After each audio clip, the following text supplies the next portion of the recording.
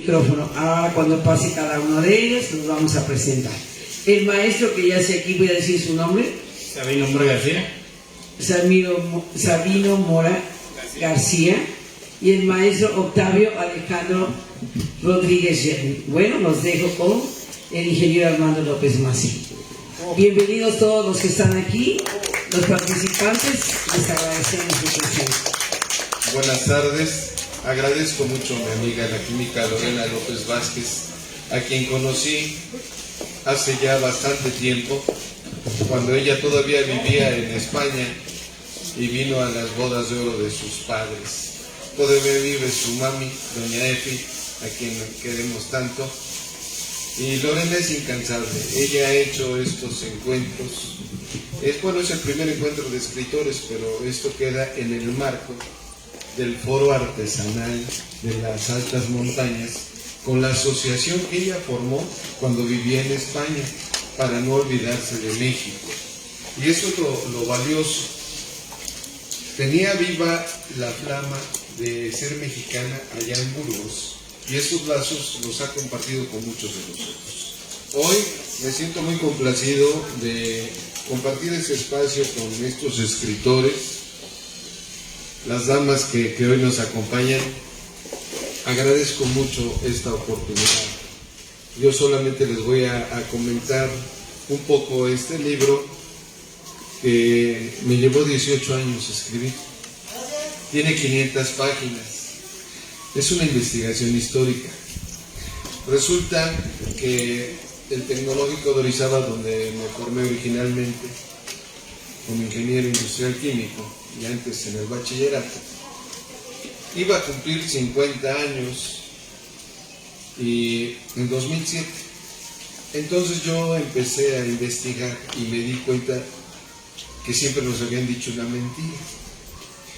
El Tecnológico de Orizaba se fundó el 13 de marzo de 1957 y yo lo guardé todo eso.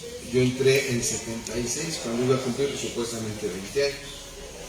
Para entonces estrenamos muchas instalaciones, había pasado el gobierno de Echeverría, había pasado el terremoto. Más de la mitad de lo que aquí está escrito es mi experiencia personal. Por eso entraría dentro de la narrativa, porque a diferencia de lo que hemos escuchado hoy de poesía, de cuento y de novela, sí lo he hecho, pero no lo he publicado. Lo que más he escrito son libros de historia regional. Y esta obra representa a una institución a la que no se le ha hecho justicia, la Escuela Técnica Textil de Río Blanco, que fundaron en 1915 unos humildes obreros. Fíjense nada más, estamos hablando de la escuela pionera de la educación técnica en México y tiene su origen en Río Blanco, en 1915. Y como no tenían un lugar para hacerlo, fueron a los altos del mercado Modesto Escalona de Río Blanco y ellos convencieron a sus maestros de la fábrica de Río Blanco, de Santa Rosa, de Nogales, que se llama San Lorenzo, para que ellos les dieran clases de hilatura y de algunas materias que ellos necesitaban para hacer mejor su trabajo. La empresa vio con buenos ojos que los obreros quisieran estudiar. Y luego la escuela, luego de un proceso muy largo, fue reconocida por la Secretaría de Educación Pública y vino el licenciado Narciso Bassols, que era el secretario de Educación Pública, en enero de 1933, acompañado del licenciado Gonzalo Vázquez Vela, gobernador de Veracruz, e inauguraron la Escuela Técnica Textil de Río Blanco. Se trataba del reconocimiento de la primera escuela técnica en provincia. Entonces yo en este libro abarco un periodo desde antes de 1915, porque esto tiene su origen en el movimiento obrero de Río Blanco, que como ustedes saben es el precursor de la Revolución Mexicana junto con el de Cananea. Es una historia bastante larga, por eso tiene tantas páginas, pero yo he querido aquí darle su justo lugar en la historia a aquellos pioneros, a aquellos obreros, a aquellos que quisieron superarse, pero escuela para sus hijos. porque son sus hijos, y me da mucho gusto que esté aquí acompañándome mi hermano, porque voy a decir algo que nunca he dicho. Nuestra madre, doña Lilia Macip Mesa, de 95 años actualmente, fue obrera y trabajó en esta casa donde era un taller de costura. Por eso hoy me siento muy emocionado. Cuando Lorena me invitó, que siempre me anda invitando a todo y ella tiene la culpa de mucho de lo que hago, yo siempre le digo que sí. Yo veo cómo le hago, pero aquí estoy. Y dije, pero ¿qué libro presento? Porque van a venir poetas, van a venir autores de novelas. Pues dije, voy a presentar ese libro que tiene su origen en el movimiento obrero. Mi madre fue obrera, costurera, y fue del sindicato de obreras, el primero del país, que fue de las obreras de la Suiza, de aquí de Orizaba, pero estaban también las del Castillo, aquí se llamaba el Castillo, y el dueño era don Aquilino Molina, un señor asturiano, aunque la casa es de los Esquetino, sigue siendo de ellos, y ahora conozco hasta la historia de la casa porque nos tocó con la Orquesta Clásica de Orizaba tocar en la inauguración de la misma. No los voy a aburrir contándoles ni el libro, ni mi vida, ni la de mi mamá, pero lo que quiero decirles es que a mí me llena de emoción estar en este foro artesanal con personas de la sierra, de las comunidades donde están nuestras raíces. Estamos en el bicentenario de la independencia de nuestro país. Hoy que me toca a mí tener el honor de presidir la filial Veracruz de la Academia Nacional de Historia y Geografía de México, le hemos querido dar su justo lugar en la historia a los héroes anónimos, a Pascual de los Santos García de Amatlán, a los de Chocamán, a Félix Díaz, en fin, a tantos personajes, pero a los de Orizaba también. Y durante la revolución aquí aparecen los nombres de algunos de ellos, porque fue en el gobierno emanado de esa primera revolución los que permitieron que los obreros accedieran al poder, y al acceder al poder le exigieron a un gobierno que nace complaciente con ellos, como fue el de Plutarco Elías Calles, que funda el Banco de México, les permite a los obreros recibir donaciones para la escuela textil con la condición de que los abonos se hagan a la cuenta en el Banco Nacional de México, formado por él. Fíjense, esto es una historia larga, pero tiene que ver con anhelos, con frustraciones, con muertes, con muchas cosas. Hoy, pues, presento a su consideración, los únicos egresados del tecnológico que estamos aquí somos mi hermano y yo, pero debo de decirles que gracias a esos obreros tenemos una escuela que hoy celebra 64 años, pero que en realidad no son 64, serían 88, porque estuvo 24 años la escuela textil en Río Blanco, y un día, gracias a las gestiones de don Pedro Ramírez Rendón, que fue un gran maestro, profesor de primaria y esposo de mi maestra de tercero de primaria, quien logró que el Instituto Politécnico Nacional, al que ya pertenecían, transformara la Escuela Textil de Río Blanco en Tecnológico de Orizaba. Y se vinieron aquí a la colonia Zapata, donde ya había sido construido y dejaron en obra negra el que iba a ser Centro de Investigaciones Azucareras, que autorizó Miguel Alemán Valdés, porque Miguel Alemán Valdés, que nació en Sayula, pues no había escuela allá, y su papá lo trajo aquí a la escuela de don Manuel M. Oropesa, y aquí hizo su escuela primaria. Fue su compañero el padre Arruga, que muchos conocimos. Bueno, él tenía una gran deuda con Orizaba, entonces le autorizó el Centro de Investigaciones Azucareras.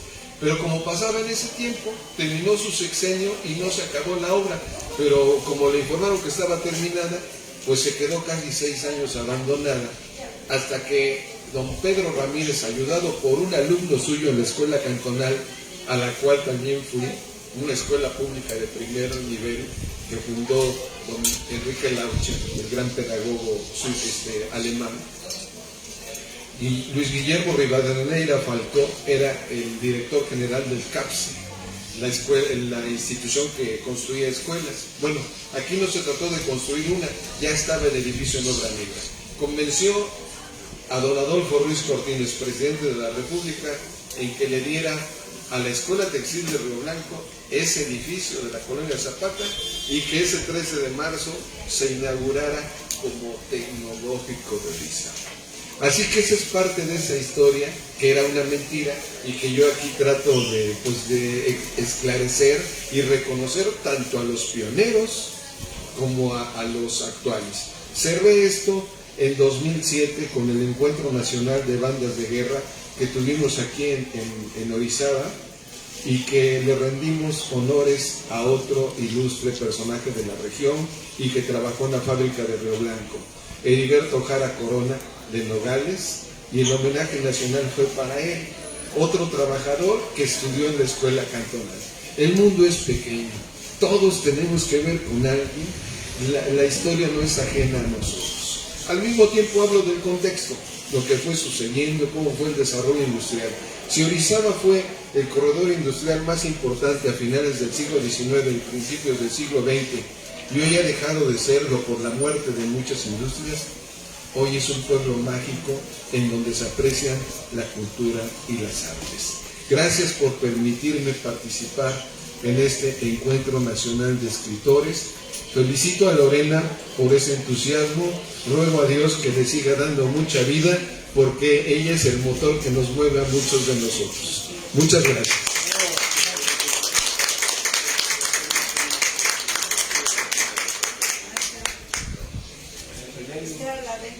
Sí, el libro está a la venta. Miren, es un libro en papel cuché.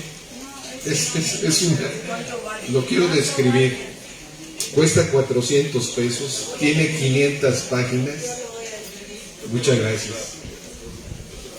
Este es suyo y el otro que traigo aquí es de la maestra ya. Y el otro es para usted. Solo me aguanté 3 porque pesa 2 kilos. Con mucho gusto.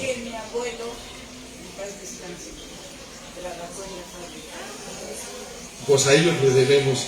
Y yo por eso le quise dar su justo lugar en la historia a esos obreros.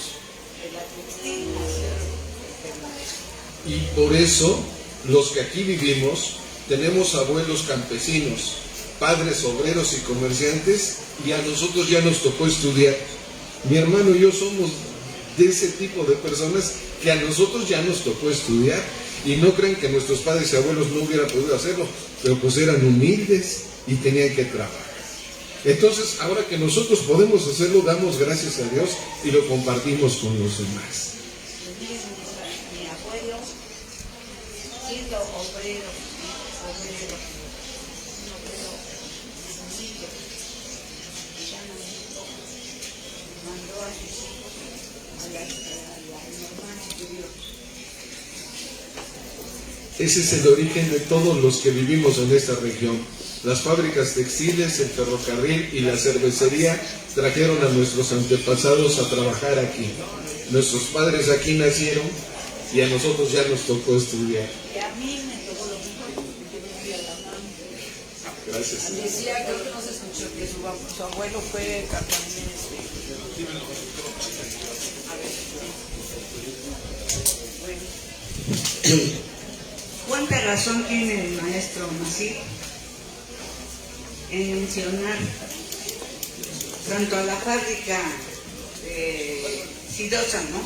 De Río Blanco, porque ahí trabajó mi abuelito. Siempre digo en paz descanse, porque los muertos en paz descansan. Y de ahí mi abuelo, con su humilde sueldo, impulsó a mi padre, y mi padre a sus hermanos, y así sucesivamente, hasta que llegaron a la normal superior de Jalapa. Siendo él un maestro, después llegó a ser perito calígrafo, el más confiado de la ciudad. Y mis padres fueron unas personas inmensas. Mi madre, siendo maestra, estudiaba en la noche para hacer partera titulada de la Universidad Veracruzana. Entonces mi madre también se casó, los dos se casaron y ahí vengo yo. Eso es todo.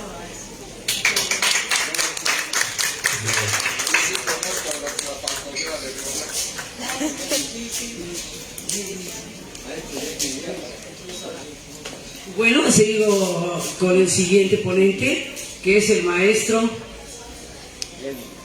Horacio. Sigo Sabino, perdón. Ya adopté otro nombre. ¿Tienes alguna objeción, Francisco? La objeción es esta, que bien decía el maestro Fernando López Masip, que por culpa tuya, si yo también estoy involucrado en el de mediadores de lectura, o sea, eres culpable de muchas cosas. No sé cómo puedes dormir con esa conciencia. Gracias. Antenoche estaba conversando con Lorena en su casa, eran ya las 11 de la noche y Lorena estaba. Yo ya le decía en su propia casa, ya lárgate a dormir, ¿no? Porque necesita descansar. No hace caso. Pero no para. No para, no tiene remedio. Y qué bueno. Si no, creo que estaríamos ahorita. Pues yo estoy desde hermosa consulta de Lorena también. Esas llamadas nocturnas que nos hacen fantasear, diseñar, crear y decir vamos a hacer algo y aquí estamos. ¿Alguien quiere escuchar antes de partir? Un segundo nada más le damos el, como anfitriones le damos el honor al maestro. Si puede dedicar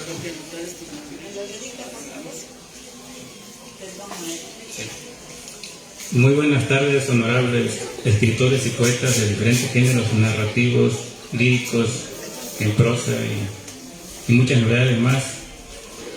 Le doy las gracias a la maestra Lorena López Vázquez, que la conocía virtualmente, pero ahora en persona la conozco, por medio de aquí, de mi amiga, que también la conocí virtualmente en conferencias, participaciones internacionales en Colombia, en Perú y otros países de aquí de Latinoamérica y Norteamérica. A Lorena del Carmen Hernández Alejandro. Inicié a escribir desde los 12 años de edad. Mis primeros escritos quedaron perdidos. Se llamaba una poesía que se llama Mi gran ilusión perdida, No soy plato de segunda mesa, y otra que se llama Un paso más, compañero.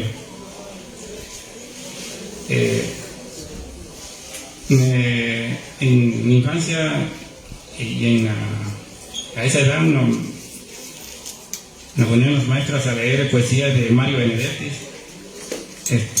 Amado Nervo, y de Díaz Mirón, y también de Sor Juana Inés de la Cruz, a la cual tiene casi 2 años que le hice una poesía que es Letrada y Poetisa, que narra de sus 4 obras sacramentales, donde manejas todas sus obras, Sor Juana Inés de la Cruz.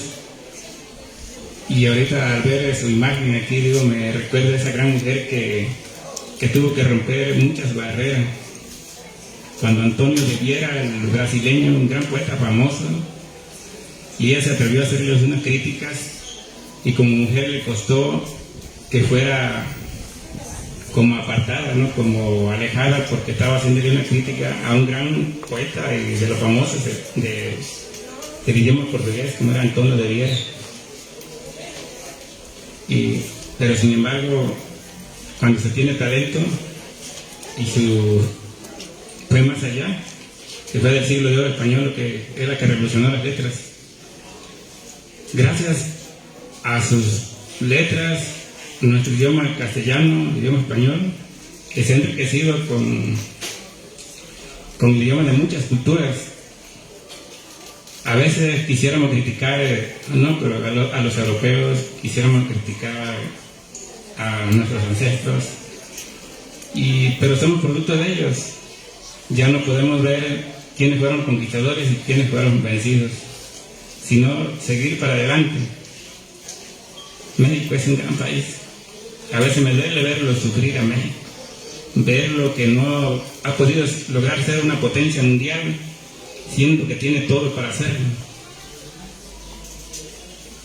Y le he escrito a la naturaleza, le he escrito a México, le he escrito a su gente, le he escrito a sus niños y a las niñas que a veces son violados y muchas veces cometen lo más difícil, ¿no? Lo más duro, han sido masacrados, a veces por personas que utilizan a Dios para esconder sus pecados, y eso es lo que más me duele.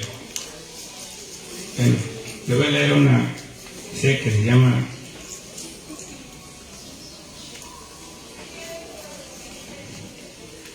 ya para no alargar mucho,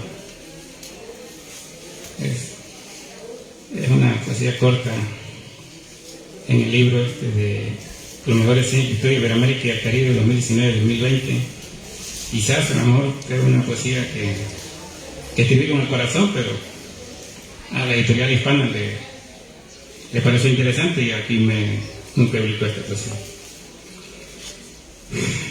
Decídete a ser el paraíso y tu sonrisa la belleza de mi alma. Ojalá mi amor sea ese fin hechizo y te diga más que 1000 palabras. Eres un ángel maravilloso, la única decisión es tuya. Tu querer es tan sagrado como el aire, el cosmos y la lluvia. Y la niña de mis ojos, esa ventana, para que muy despacito entres tú, haciendo de mi poema una espada que borre con pasión huellas amargas que te dejó en el ayer un vil canalla, usurpador de tu amor y juventud.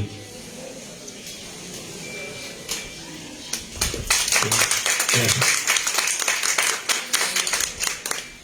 Y hay otra poesía que está en un libro que se llama Rosas a mi madre.